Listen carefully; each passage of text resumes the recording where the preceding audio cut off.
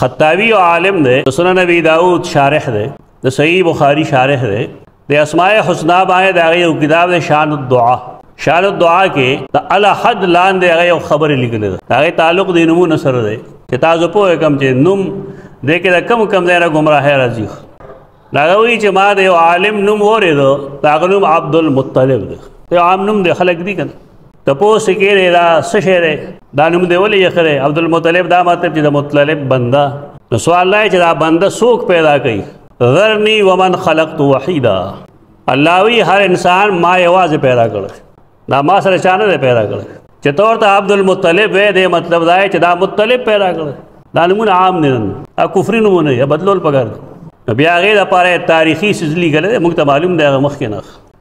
هغه دا چې هاشم د واده کړو په مدینه منوره کې بنو نجار کې، او د ده هغه ښځه هغه مدینه منوره کې وه. هاشم دلته مړ شو، هغه هلته کې مړه شوه، او د هغې یو ماشوم و هلته کې.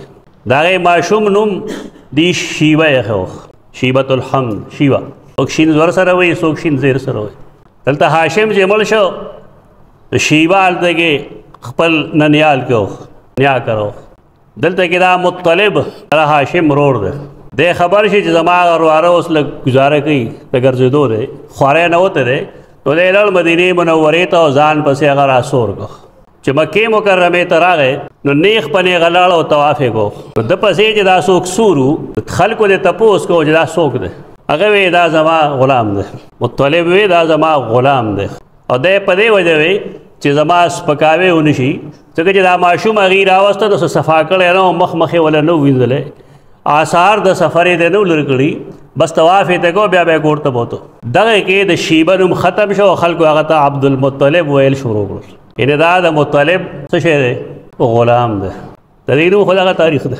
چاته چې ګورې هر لسب نوم به عبدالمطلب ویل وی خلک. دا نومونو کې زمونږ ډېر عجیب و غریب څیزونه دي.